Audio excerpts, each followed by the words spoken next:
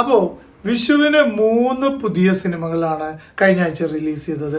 അതിൻ്റെ തൊട്ടു മുന്നത്തെ ആഴ്ച ആടുജീവിതം ഇറങ്ങി. ആടുജീവിതം ആഗോള തലത്തിൽ നിന്നും 120 കോടിയൊക്കെ കവർ ചെയ്തിട്ട് ഇങ്ങനെ കുതിച്ച് മുന്നോട്ട് പോയിക്കൊണ്ടിരിക്കുകയാണ്. മാത്രമല്ല വിഷുവിന് പോലും ആടുജീവിതത്തിന് നല്ല പ്രേക്ഷകരുടെ പിന്തുണ ഉണ്ട്. അതോടൊപ്പം ആവേശം, അതുപോലെ തന്നെ വർഷങ്ങൾക്ക് ശേഷം ജയ് ഗണേഷ്, 3 സിനിമകളാണ് വിഷുവിനെ ആഘോഷമാക്കാൻ വേണ്ടി തിയേറ്ററുകളിലേക്ക് എത്തിയത്. അതിൽ 3 സിനിമകൾക്കും ആദ്യ ദിവസം തന്നെ മികച്ച പ്രേക്ഷകരുടെ ഒരു അഭിപ്രായം നമുക്ക് നേടിയെടുക്കാൻ പറ്റിയിട്ടുണ്ട്.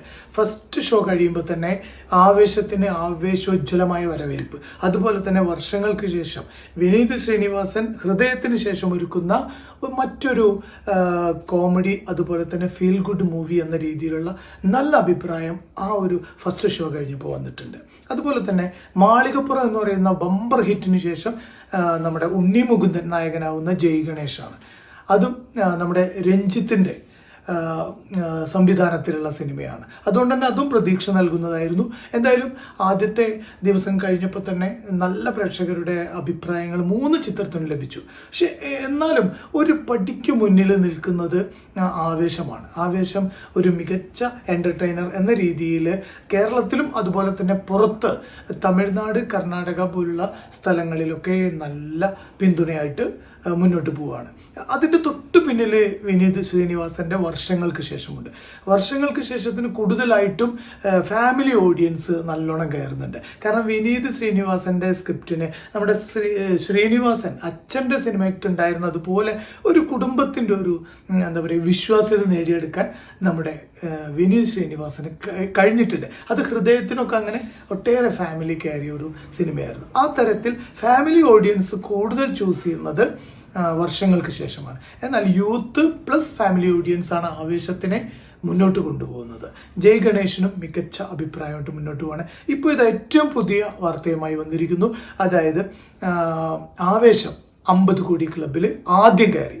രണ്ടാമത് വർഷങ്ങൾക്ക് ശേഷവും 50 കോടി ക്ലബിൽ കയറി. മലയാള സിനിമയുടെ ബോക്സ് ഓഫീസിൽ ഇങ്ങനെ പണക്കിലുക്കത്തിൻ്റെ ഒരു മേളം തന്നെയാണ് ഈ ഒരു 2024 നടത്തിക്കൊണ്ടിരിക്കുന്നത്. അപ്പോൾ ബോക്സ് ഓഫീസ് മല്ലു മീഡിയ അല്ലെങ്കിൽ മല്ലു ബോക്സ് ഓഫീസ് ഗംഭീരമായ പ്രകടനം കാഴ്ചവെച്ചുകൊണ്ട് ഇന്ത്യ ഒട്ടുക്ക് ചർച്ച ചെയ്യപ്പെടുകയാണ്.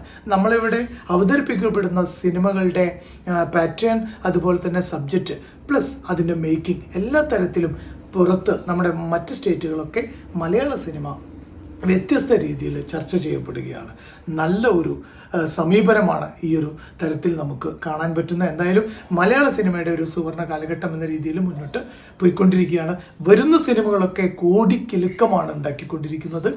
വീണ്ടും മറ്റ് ഹിറ്റുകൾ കൂടി അടുത്ത ആഴ്ച കൂടി വരും. പുതിയ പുതിയ സിനിമകൾ, എല്ലാം മികച്ച സിനിമകളായി മുന്നോട്ട് പോയിക്കൊണ്ടിരിക്കുകയാണ്. അങ്ങനെ മലയാള സിനിമയുടെ ഖ്യാതി, പ്രസിദ്ധി മറ്റു നാടുകളിലേക്ക് ഇങ്ങനെ പടർന്ന് പന്തലിച്ചുകൊണ്ടിരിക്കുകയാണ്.